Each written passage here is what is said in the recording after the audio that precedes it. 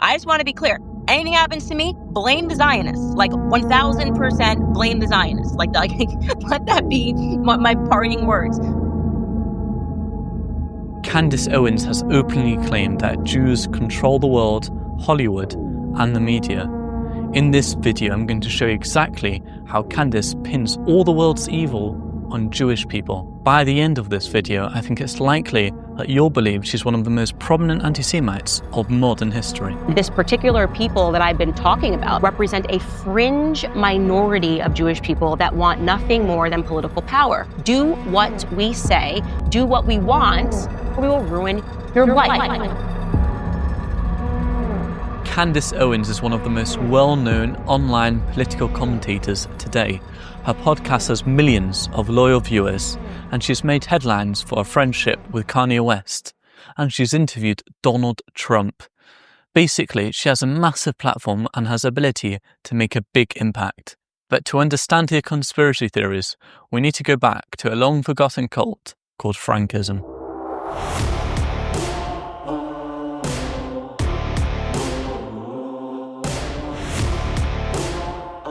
Judaism believes in the coming of a Messiah, of a figure that will come and save the world and bring about redemption, although Jewish tradition holds that this figure has not yet arrived.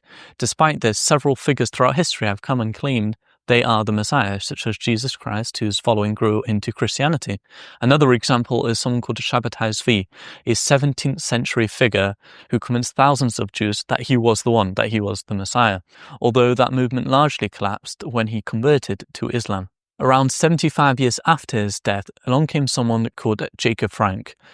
Jacob Frank claimed he was an incarnation of Shabbatai Zvi, and therefore he was a true Messiah.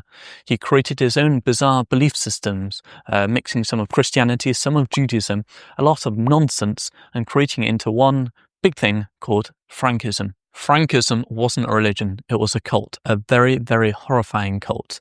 In it, Jacob Frank taught his followers to ignore Christianity and Judaism and instead look to break social norms and moral boundaries. For example, Jacob Frank taught his followers to seek redemption, they must engage in group sexual activities. It was disgusting, it was horrifying.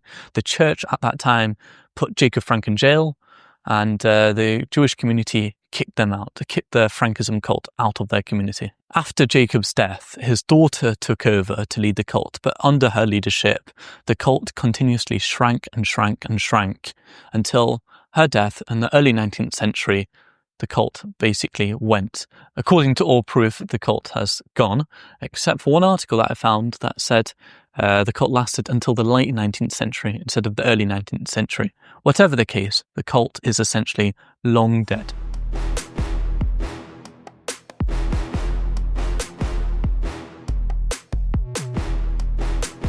Today, Frankism is a long-dead cult that almost no one has heard of, yet Candace is obsessed with it.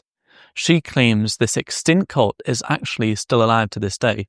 In fact, she claims that this Frankism cult controls everything and anyone powerful, and is the source of all evil. But what makes this much worse is that when she says Frankists, what she really means is the Jews. This Frankist cult, which is masquerading behind Jews, still participates in this to this day. This particular people that I've been talking about represent a fringe minority of Jewish people that want nothing more than political power. And for her, how does she differentiate between a genuine Jewish person and a Frankist? Here's how. Judaism is a religion, okay? If you are not, in my view, practicing Judaism, you're not a Jew, okay? So that is why I say this is not the Jews. The religion they are practicing, they are not deeming the Torah as their holy book, okay? What these people are and the religion that they practice is something that is known as Frankism. I presume Candace knows this isn't true, so I wonder why she's saying this. Judaism is well known for being an ethno-religion, an ethnicity and a religion mixed together, which means you don't have to be religious in order to be Jewish. If your mother or your parents, but more specifically your mother, is Jewish, then you are too, automatically. You don't have to be religious. You could even be an atheist. But by the mere fact that your parents, or more specifically, like I said, your mother is Jewish, then you are too. And just to reiterate, Candace believes this Frankism cult is somehow the center of all evil. She believes this Frankism cult is controlled by an elite minority of Jewish people who are not religious, who want political power and want to control the world. This is just crazy. Oh, and here's some things that she believes these Jewish people are responsible for. What we are referring to is a religion that is known as Frankism, which became the Thelema religion. It is the preferred religion of the elites, okay? They believe and they worship the devil. They believe that through deception, they will inherit the earth. The Frankists were behind the French Revolution. The Frankists were behind the Russian Revolution, okay? It was the Frankists and believed in this, who orchestrated wanting to bring down Christian empires. And it is the Frankists who are bringing down America. Not a single credible historian has ever claimed that Frankists were behind the Russian Revolution or the French Revolution, or brought down Christian empires, or trying to bring down America today. This is just laughable. It's crazy.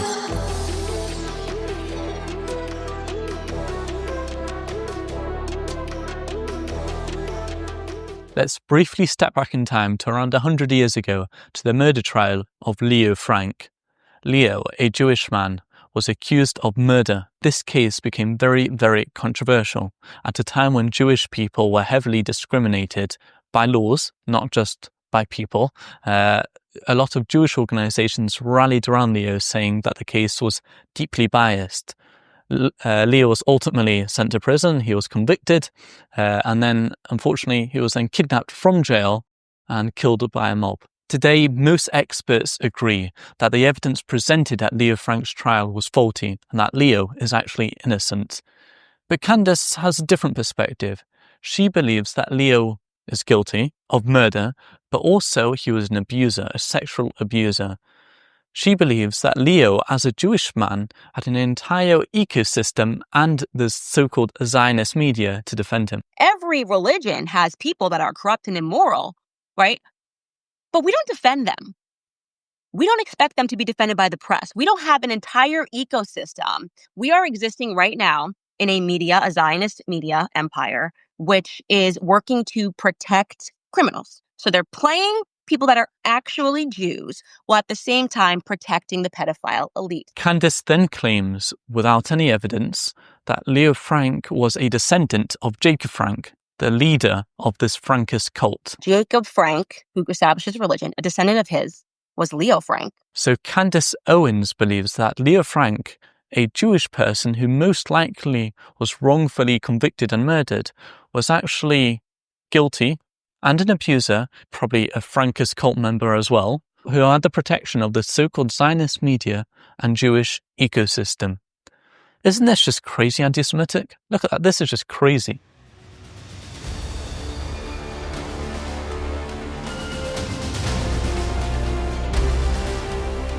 It'll probably come as no surprise to you that Candace Owens believes that this Frankist cult, along with all the other evil they've done in the world, has also created the state of Israel. Why does she think this? Because the leader of Frankism, Jacob Frank, lived in Moravia and Bohemia, and the ancestors of Theodor Herzl, the founder of the modern Zionist movement, was also from these places. Not Theodor himself, only his ancestors. Nation of Israel may have been established by some Frankists. And it's looking like Theodor Herzl's family was from the exact same area in Moravia and in Bohemia where the Frankist cult was founded. Crazy. Maybe he was not actually a Torah-worshipping Jew.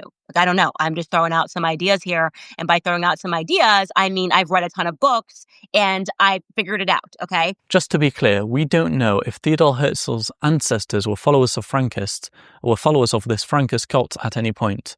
We don't know that even if they were followers, if they passed it down to their kids, especially as this Frankist cult lost relevance and basically went. And we don't know if his father was a Frankist, if his mother was a Frankist. We don't know if Theodor Herzl himself was a Frankist. And in fact, that's so unlikely. But what we do know, and what these are the facts on the ground, is that Theodor Herzl was a non-religious Jew who had a lot of political power. And I guess that's enough proof for some people to point and say, that guy is part of a cult which controlled the world. And by the way, he didn't even create the state of Israel. He just founded the movement that people should want a Jewish state. He actually died over 40 years before Israel became a state. So according to that logic, does that mean that everyone in the modern Zionist movement is suddenly a Frankist, someone who's part of this shadowy cult to control the world? Well, I'm glad you asked this question. According to some, maybe yes. I'm smiling, I'm laughing because these claims are so ridiculous. So before Israel was created, there was in the Supreme Court, the highest court in America, one of the judges was a non-religious Jew who was a strong supporter of the Zionist movement. Now, give a guess what Candace is about to say. Now, America, if you're thinking, okay, well, Candace, that might have happened in the 1700s, but there's no way that there are Frankists in America. I'm going to ask you something right now. Pivot your browser, open up your browser, and I want you to look up the first, and again, I'm doing air quotations here, Jewish Supreme Court Justice. The first Jewish. He's not Jewish. He doesn't worship the Torah. The first Jewish Supreme Court Justice. Look this up. Louis Brandeis was a Frankist on his profile. He kept a photo of Jacob Frank's daughter. Like he was an open Frankist family that has made it to the Supreme Court. But I guess we can't ask any questions. He was also a Zionist. Every single time, these people that are committing crimes are also Zionists. Just because he had a picture of Jacob Frank's daughter and one or two of his ancestors at one time were followers of the cult doesn't mean that he, Louis Brandeis, is now automatically a cult follower. And then saying that every time these people commit crimes, they're also Zionists is just crazy. It's not even logical criticism. That's just open hatred. Oh, and apparently, according to Candace, if you're in the media, you have to love Israel with all your heart. Otherwise, very bad things will happen to you. Every single political commentator in America, every single one of them knows this. That if you do not step out and say things that are radically pro-Israel, or if you are too quiet on certain narratives and they want you to be radically pro-Israel, you can lose everything. Once again, this is just blatant anti-Semitism. There's an incredible amount of pro-Palestinian mainstream outlets and independent social media influencers that do incredibly well. They get huge views. They're succeeding big time, not failing.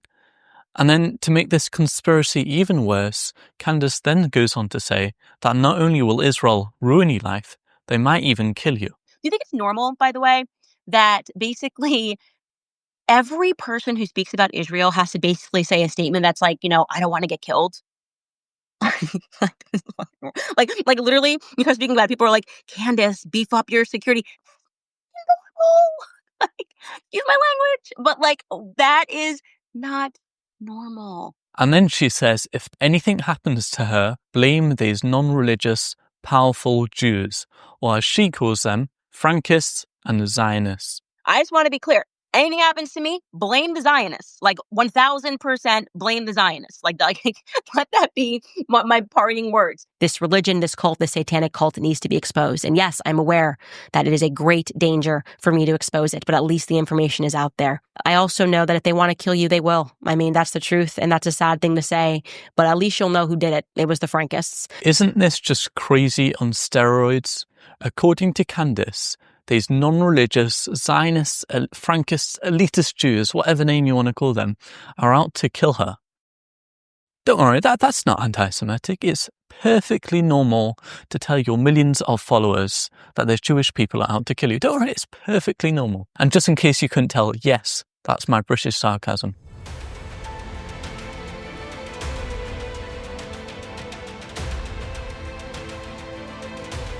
In this episode of her podcast, Candace talks about the Holocaust. In her entire monologue, she doesn't mention not even once her sadness for the 6 million Jews who were mass murdered by the Nazis. 6 million Jews, and she doesn't express a sadness once for them.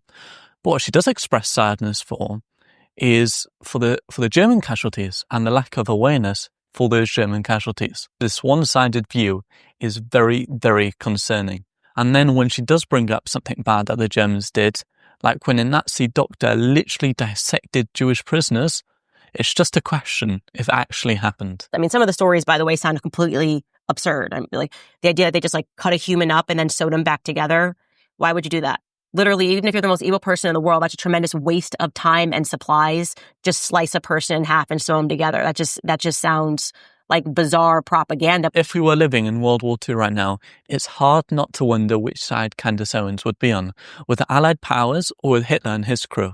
I'm not trying to say this as an insult, but as a genuine interpretation from her comments. And that's very, very sad. And by the way, if you're at this point in the video and you still agree with what Candace says, just watch this next clip. I'm waking people up to the fact that pedophiles are in power. Yes. They are literally in power. Many of them raped when they were children. Yep. It's not a coincidence that Justin Trudeau is gay. Obama, gay. Zelensky, gay. Emmanuel Macron, gay and married to a trans man who molested him when he was a child. I literally don't even have words. This is just some crazy. And there are no words to express the crazy. A lot of what she says is just downright crazy. So now I want to break down my thoughts on her rhetoric and why I think it's so damaging.